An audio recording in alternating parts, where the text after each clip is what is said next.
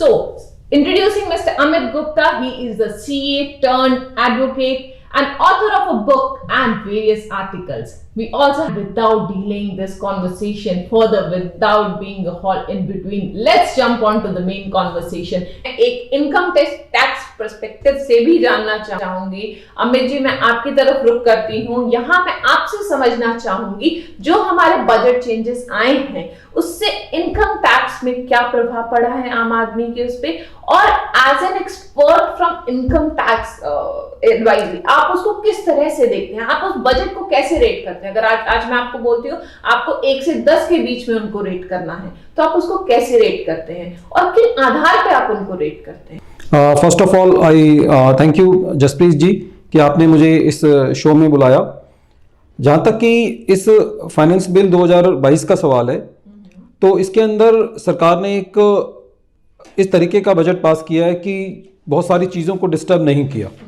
ये बजट क्लैरिफिकेटरी ज़्यादा है और इसके अंदर बहुत ज़्यादा नए चेंजेस को नहीं लाया। जहाँ तक कि इनकम टैक्स का सवाल है, यहाँ पे कुछ क्लैरिफिकेशंस जो हैं वो देने की कोशिश गवर्नमेंट ने की है। और जहाँ तक नंबरिंग देने की बात है, तो मैं इस बजट को 7 तक नंबर देना जो है वो चाहूँगा। So, जो मैं आपकी कॉन्वर्सेशन से समझ रही हूँ, आप ये कहना चाह रहे हैं कि it's more like an absorption budget rather than उसमें कुछ अमेंडमेंट, जो प्रीवियस बजट है उसी को एब्जॉर्ब करने की कोशिश की गई है, एब्जॉर्प्शन स्टेज पे लाने की कोशिश की गई है। आप इस तरीके से कह सकते हैं, क्योंकि इस बजट के अंदर बहुत सारे कुछ ऐसे पॉइंट्स थे जिनके ऊपर काफ़ी लिटिगेशन थी जी। तो सरकार ने जो मेमोरेंडम आया बजट का, उसके अंदर बकायदा केसेस का हवाला देकर कर ये बताया गया कि ये कन्फ्यूजन्स के पॉइंट थे, यहाँ पे लिटिगेशन का पॉइंट था, और उनको एक्सप्लेन करते हुए वहाँ पे गवर्नमेंट ने अपने क्लैरिफिकेशंस दिए हैं, जो कि एक वेलकम स्टेप है, ताकि लोगों को उन प्रोविजंस को समझने में भी मदद मिले और गवर्नमेंट की एक मंशा पता चले कि गवर्नमेंट इस मुद्दे पे क्या कहना चाहता था, टैक्सेशन डिपार्टमेंट का क्या रुख था। तो उस पॉइंट ऑफ व्यू पे ये बजट काफ़ी अच्छा है। लेकिन क्योंकि इसके अंदर पब्लिक को बड़ी उम्मीद थी कि क्योंकि ये कोविड का टाइम था कि कुछ रिलैक्सेशन मिलेगी लोगों की काफ़ी जेब पे फ़र्क पड़ा है, तो उस लिहाज से कोई ना तो इनकम टैक्स के स्लैब बढ़ाए गए हैं, ना टैक्सेशन रेट को थोड़ा बहुत कम किया गया है। तो उस पॉइंट ऑफ व्यू पे थोड़ा सा ये बजट जो है मुझे कमज़ोर दिखाई देता है। अमित जी, मैं आपसे ये भी जानना चाहूंगी, क्योंकि आपने एक आम आदमी को यहाँ पे लाए हैं कॉन्वर्सेशन में, तो 30% tax slab, it's way too high. तो आप इस 30% के टैक्सेशन स्लैब को कैसे देखते हैं? जहाँ तक कि टैक्स रेट का सवाल है, हमारे देश में 30% है और कुछ देश ऐसे भी हैं जहाँ पे ये रेट 40% भी है, 45% भी है। टैक्सेशन के रेट से जो पब्लिक है उसको इतना फ़र्क नहीं पड़ता, क्योंकि वो एक उनकी हैबिट बन जाता है टैक्स देना। लेकिन थोड़ा सा फ़र्क हमारे देश में ये है कि जो भी रेवेन्यू सरकार कलेक्ट करती है उसका एक मेजर बेनिफिट जो है वो खाली एक तबके को जा रहा है, जो मीडियम साइज्ड जिससे सरकार ये टैक्स लेती है उसको कोई बेनिफिट नहीं है। ज़्यादा सारा का सारा टैक्स सब्सिडीज़ में चला जाता है, फार्मर्स की सब्सिडीज़ में चला जाता है। लेकिन जो टैक्स पेयर है उसके लिए एक सोशल सिक्योरिटी होना जी। हमारे देश में जो इंश्योरेंस है वो बहुत वीक है।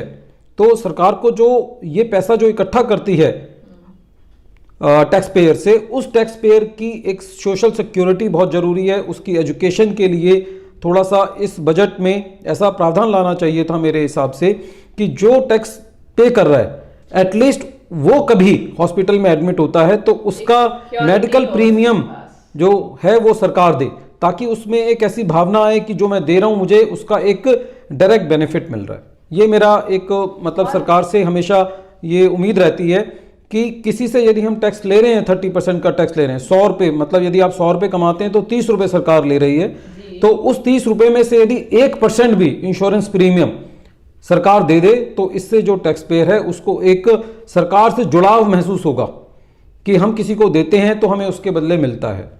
बहुत अच्छा जवाब था एंड आई एम श्योर हमारे दर्शक, एक आम आदमी can totally relate with your answer कि हाँ, ये भावना कहीं ना कहीं है कि मैं टैक्स पे कर रहा हूं, बदले में मुझे क्या मिल रहा है। I still live with a great insecurity. Thank you for your answer. But अगर हम इसको इस नजरिए से देखें, so do we have only weak points in our taxation system? क्या सिर्फ ऐसा ही? क्योंकि मैंने देखा जब कोविड के टाइम पे आप, क्योंकि कॉन्वर्सेशन में आप कोविड एरा को लाए और लोगों को बहुत सी एक्सपेक्टेशन थी आपने कहा कि इस इनकम टैक्स से, इस बजट से उनको मिलनी थी, but during covid era government ने टीडीएस कम किया था। If I please correct me, you are expert from the industry, तो आप इस चीज को कैसे देखते हैं? जो टीडीएस डिडक्शन हुआ था, क्या वो एक विन विन सिचुएशन थी आम आदमी के लिए, या वो एक विन विन सिचुएशन थी गवर्नमेंट के लिए? आप प्लीज हमें बताइए। जसप्रीत जी, इस जो टीडीएस की आपने बात करी कि कोविड टाइम में सरकार ने टीडीएस के रेट्स कम किए, टीडीएस के रेट कम करने से कहीं पे भी ये नहीं होता कि जो टैक्स पेयर है उसका टैक्स कम गया। टीडीएस रेट कम करने का खाली ये मतलब था कि जिसने टैक्स काटना है वो अब 10 रुपये ना काट करके वो 7.5 रुपये काट रहा था। लेकिन अल्टीमेटली जब टैक्स पेयर ने अपनी रिटर्न फाइल करनी थी और टैक्स देना था तो उसको पूरा टैक्स देना था। मेरे हिसाब से तो जब टैक्स पेयर को अपना टैक्स कैलकुलेट करना था तो उसका, क्योंकि टीडीएस कम कटा तो उसको टैक्स पे भी ब्याज देना पड़ा। फिर तो एक टैक्स पेयर के लिए तो ये एक इंसेंटिव ना हो करके ये एक तरीके से और बर्डन था, लायबिलिटी थी। एक उसका टैक्स एक डेट पे कम कटा, लेकिन अल्टीमेटली जब उसने अपना फाइनल, जब वो अपना टैक्स जमा करने जाता है तो उस वक्त जो है उसको अपना वो जो 2.5 रुपये की सरकार ने रियायत करी उसके ऊपर उसको ब्याज भी देना पड़ा। तो मुझे ऐसा लगता है कि जब भी सरकार कोई रियायत देती है तो वो रियायत एक्चुअल में होनी चाहिए, वो खाली दिखनी नहीं चाहिए। राइट। एंड वही मुझे लगता है एक एक्सपर्ट जो आते हैं उनका आउटलुक आता है, क्योंकि अगर आम आदमी को बोला जाए कि आपको टीडीएस में रियायत दी गई है, that's what I understand. But हमने सुना इस बजट में सीनियर सिटीजन्स को लेकर बहुत से प्रोविजंस आए हैं। How do you look at those कि सीनियर सिटीजन को अब टैक्स फाइल नहीं करना पड़ेगा? क्या ये एक एडवांटेज है अब सीनियर सिटीजन्स के लिए? जसप्रीत जी, जो सीनियर सिटीजन्स का जो आप बात कर रहे हैं वो पिछले बजट में आया था, जो 2021 का बजट था, लेकिन उसके अंदर भी इतने सारे राइडर्स लगाए गए कि सीनियर सिटीजन को रिटर्न नहीं फाइल करनी। इसको पॉपुलेट किया जाता है, इसको एडवर्टाइज किया जाता है कि सरकार ने सीनियर सिटीजन्स के लिए पता नहीं क्या रियायत कर दिया। लेकिन यदि हम उस प्रावधान को देखते हैं तो वो इतने सारे राइडर्स के साथ आता है कि यदि सीनियर सिटीजन ने खुदा ना खास्ता अपनी रिटर्न छोड़ दी तो पहली बात तो आजकल इतने व्हाट्सएप पे मैसेज आते हैं, गवर्नमेंट के मैसेजेस आते हैं, ईमेल आती है कि जब वो देखेगा मैंने रिटर्न फाइल नहीं करी तो हर 15 दिन बाद उसको मैसेज आता है आपने रिटर्न फाइल नहीं करी, रिटर्न फाइल नहीं करी। तो उसके दिमाग में एक पैनिक सिचुएशन आ जाती है। रात को 11 बजे मैसेज आता है आपने रिटर्न फाइल नहीं करी। तो सीनियर सिटीजन्स तो वैसे ही एक ऐसी परिस्थिति में होते हैं कि उनको बार बार इतना इंटीमेट किया जाएगा, और इतने सारे राइडर्स के साथ था। उदाहरण के तौर पर खाली ये स्कीम उन सीनियर सिटीजन के लिए लागू थी जिनको खाली एक ही जगह से ब्याज आ रहा हो। अब सीनियर सिटीजन होते हैं उनकी मल्टीपल बैंक अकाउंट्स नहीं थे उसमें।